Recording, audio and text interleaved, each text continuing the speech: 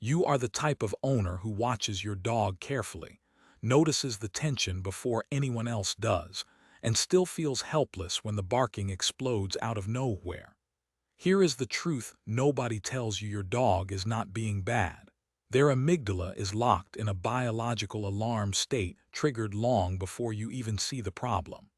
What if you could map the exact distance threshold that flips that switch and use it to engineer calm before the first bark ever happens? Most training advice starts at the bark. React to the noise, correct the behavior, repeat. But by the time your dog is barking, the neurological storm has already been raging for seconds, sometimes longer. You are not solving reactivity. You are just mopping the floor while the tap is still running. This video is about finding the tap, understanding the biological trigger point that starts everything, and learning how to work with it instead of against it. Let us start with something that will completely reframe how you see your dog's behavior. When your dog lunges, barks, or locks up on a walk, your instinct is to respond to that moment. The noise, the tension in the leash, the embarrassment in front of your neighbors. That reaction makes total sense because it is the loudest, most visible part of the sequence. But here is what nobody tells you: the bark is the ending, not the beginning. It is the final output of a neurological process that started quietly, invisibly, seconds or even minutes earlier. Deep inside your dog's brain sits a small, almond-shaped structure called the amygdala. Think of it as the threat detection center. It is ancient, fast, and completely automatic. When the amygdala registers something as potentially dangerous, it does not wait for your dog to think it through. It fires. It floods the body with stress hormones. It shifts the nervous system from a calm, observational state into a survival state. And here is the critical part: once that switch flips, rational learning becomes almost impossible. Your dog is no longer a student in that moment. They are a creature running on pure biological programming. So what flips the switch? This is where the concept of the proximity threshold becomes essential. Every dog has what you can think of as a spatial bubble, a personal zone of space around them where they feel safe, in control, and able to process the world normally. Outside that bubble, a dog can see a person, another dog, a bicycle, and hold it together. They might look, they might be curious, but they are still in an observational state. Their nervous system is doing its job calmly. The moment something crosses into that bubble, something changes. The amygdala does not evaluate the threat logically. It does not weigh the evidence. It simply registers proximity as pressure, and it responds accordingly. That threshold, the invisible line where your dog's brain shifts from observation to survival, is the real trigger point. Not the bark, not the lunge, the distance. And here is where it gets really interesting, and where most owners are unknowingly making things harder for their dogs. That spatial bubble is not a fixed size.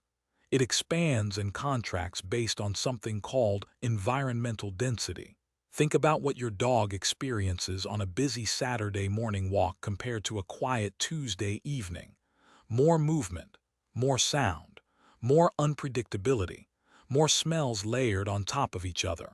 Each one of those sensory inputs acts like a small dial, turning up the volume on the amygdala. The environment itself becomes a pressure system, compressing your dog's bubble from the outside before any single trigger even appears. This is why your dog can walk calmly past the same neighbor's dog on a quiet street, and then completely fall apart trying to pass the same dog outside a busy coffee shop. The trigger did not change. The environmental pressure around it did. The bubble shrunk.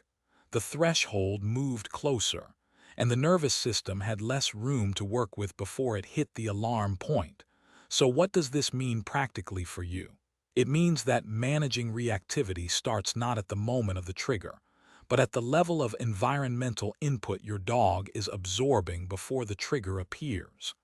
Distance is your most powerful tool, not because avoiding triggers forever is the goal, but because space, is what allows your dog's nervous system to stay in an observational state long enough to actually learn. When you work at a distance where your dog can notice a trigger without crossing into survival mode, you are in the training window. That is the only place where real change happens. Inside survival mode, your dog cannot take in new information. They cannot form new associations. They are just enduring. And every time they endure that state repeatedly, the amygdala gets better at firing faster. The bubble gets smaller. The reactivity intensifies. This is why flooding, forcing your dog to face triggers up close until they give up, does not build confidence. It builds tolerance to overwhelm, and that is not the same thing. Here is another piece most owners miss entirely. Your body is part of the environmental pressure system too. When you sense a trigger coming and your shoulders tighten, your breathing shortens, and your grip firms up on the leash, your dog feels all of it. They are extraordinarily sensitive to your physiological state. Your tension is information to them, and that information says something is wrong, which means the pressure dial was already turning before the trigger even came into view. You became part of the environmental density compressing their bubble. This is not about blame. It is about awareness. Because once you understand that you are part of the pressure equation, you can start to be part of the solution instead. Slowing your breath, softening your grip, adjusting your route to give more lateral space, these are not passive choices. They are active neurological interventions. You are literally helping your dog's amygdala stay below the alarm threshold. Let us bring this all together with a clear picture of what the spatial bubble management actually looks like in real life. You are walking your dog. You see another dog approaching from a distance. Old instinct says brace, shorten the leash, hope for the best. New understanding says create space, step off the path. Increase the distance between your dog and the approaching trigger. Watch your dog's body language not for the bark but for the earlier signals. A hard stare, stillness, a slight forward shift in weight. These are the pre-alarm signals, the neurological whispers before the shout. If your dog can look at the other dog from the new distance and then look back at you, you are in the training window. That moment, right there, is where the work happens. Not in the middle of the explosion, in the quiet space before it. Over time, and with consistent work at that threshold, something remarkable begins to happen. The bubble expands. The nervous system learns that proximity does not automatically mean threat. The amygdala starts to update its threat library. Triggers that once caused full alarm responses start to register as neutral information. Not because your dog forgot how to react, but because they genuinely learned there was nothing to react to. That is the difference between managing reactivity and actually resolving it. And it all starts with understanding the hidden biological trigger that most owners never see because they are too focused on the bark. If this reframe shifted something for you, the next step is simple: start noticing the pre-alarm signals on your next walk.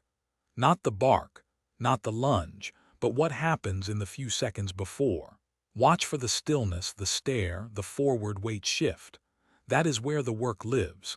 Share this with another dog owner who keeps reacting to the bark and missing the real moment. And keep going. You are already asking the right questions. Thanks for watching. If you loved this video, scan the QR code on the screen right now to subscribe and join the Pawsome Life family.